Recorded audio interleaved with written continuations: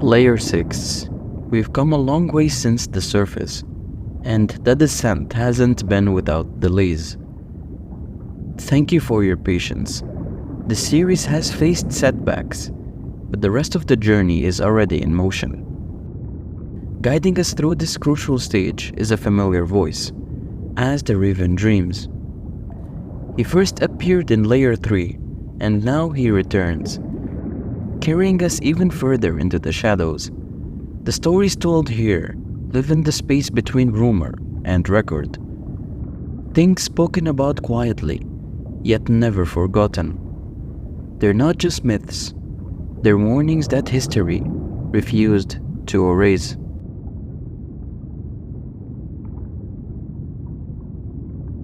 Lake Onjikuni Village. Let's begin in the frigid reaches of Canada, where an entire village is said to have vanished without a trace. The Lake Onjikuni disappearance is one of the most enduring and chilling mysteries of the Arctic. In the 1930s, a fur trapper named Joe LaBelle arrived at the remote Inuit settlement near Lake Onjikuni. What he found was silence. Homes were abandoned, fires still smoldering, meals left uneaten. Not a single soul remained. There were no signs of struggle, no signs of mass departure. Dogs were found dead, tethered, and starved. Even graves in the village cemetery appeared to have been dug up and emptied. LaBelle reported the disappearance to authorities, but when the Royal Canadian Mounted Police investigated, the details became blurry. Some accounts claim the entire story was exaggerated, a fabrication. Others believe it was quickly buried by the government. Theories range from mass alien abductions to an exodus caused by famine or fear. Or perhaps something more ancient. A spiritual reckoning lost to time. What we know is simple. A village was there, and then it wasn't. And the tundra hasn't spoken since.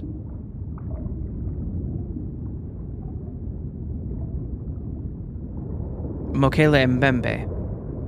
Now we descend into the murky, humid heart of the Congo River Basin, where whispers of a living dinosaur echo through the trees.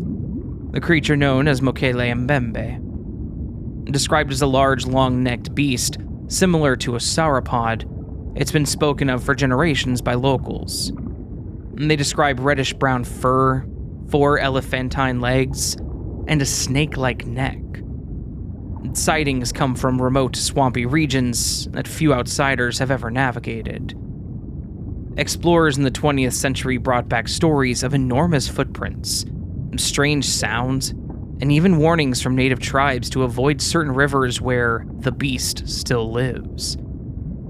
Skeptics believe it's folklore, or a mix-up with hippos or crocodiles, but believers say that the Congo is vast, mostly unexplored, and who's to say that something ancient hasn't survived in its depths? Is Mokele Mbembe a prehistoric relic, or just a metaphor for what we've lost, and fear might return?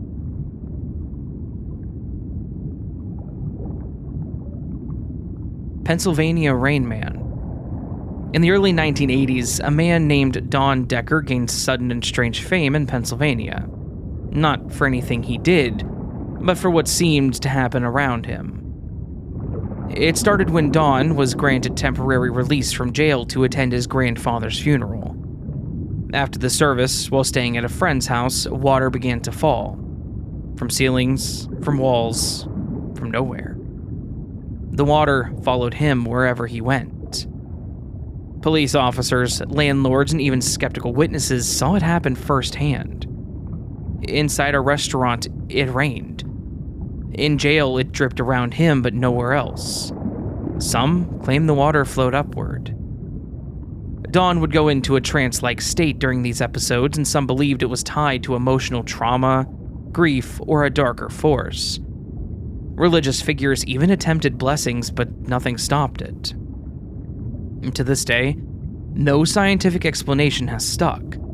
The Rain Man story is either a case of bizarre psychokinesis or a haunting that followed its host like a cloud.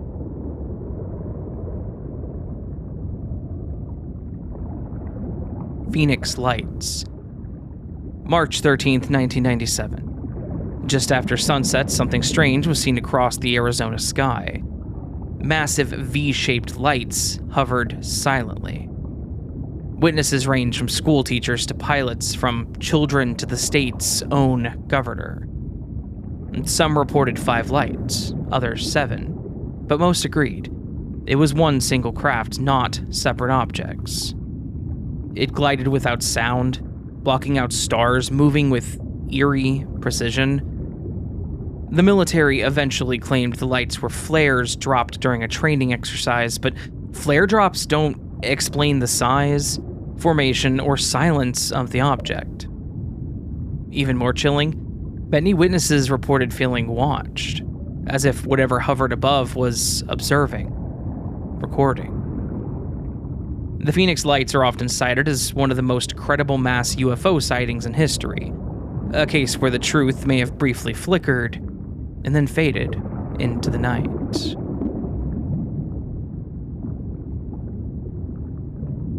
Purpose of the Archdale. All across parts of Central Europe, hidden just beneath the soil, are networks of tiny ancient tunnels known as Archdale. Crawling through them is claustrophobic. The passages are barely wide enough for a person to squeeze through. They date back to the Middle Ages, but no one knows why they were built. Theories abound: secret hideouts during wars, ritualistic routes for shamanic journeys, even storage for sacred relics, but none of these fully explain the effort it would have taken to carve such narrow tunnels into solid rock, often without clear exits. What's stranger is their uniformity. They appear in Austria, Germany, and parts of Switzerland, with similar design despite no records of cultural overlap. Some paranormal theorists claim they were passageways into different states of being. Others say they were meant to confuse or trap dark spirits. The Archdale are an archaeological enigma. Stone mazes built by unknown hands for reasons lost to time.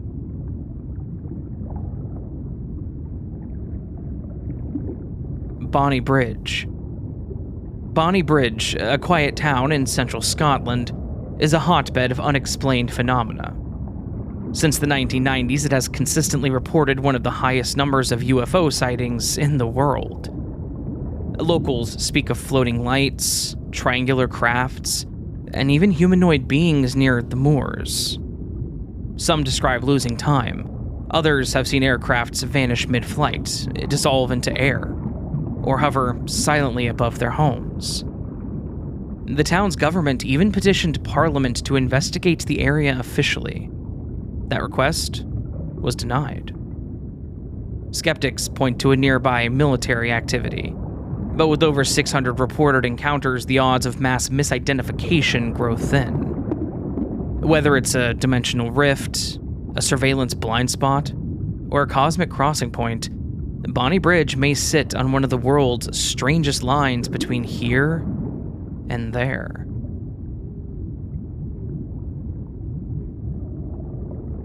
Bedroom visitors. For some people, bedtime isn't peaceful. It's when the visitors arrive. Across cultures and continents, people report seeing dark figures at the foot of their bed, often during sleep paralysis. These visitors vary in shape: shadow people, hat men, glowing-eyed watchers, but they stand motionless or lean in close. The experience is often accompanied by heavy pressure on the chest, whispers, or a sense of unspeakable dread. Science calls it hallucination, but others insist it's real. Some researchers suggest these entities are tied to ancient folklore: demons, spirits, even time travelers watching us from a moment that we can't perceive. The most terrifying part? Many describe the exact same figure, down to their posture and features, without ever having met. What if these bedroom visitors aren't dreams, but witnesses to ours?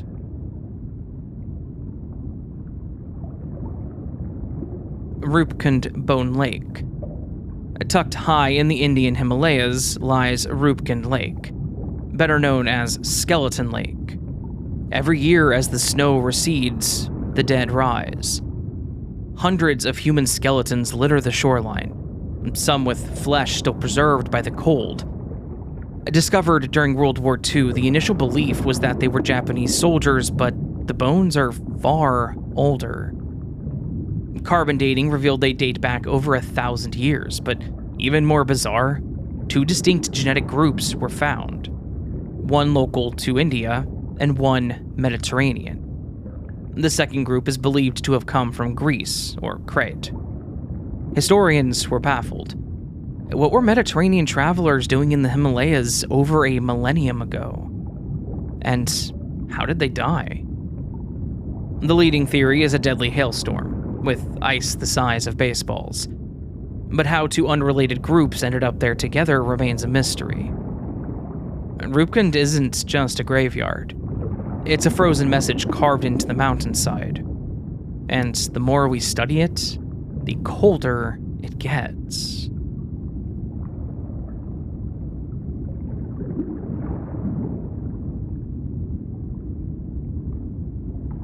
That was Layer 6.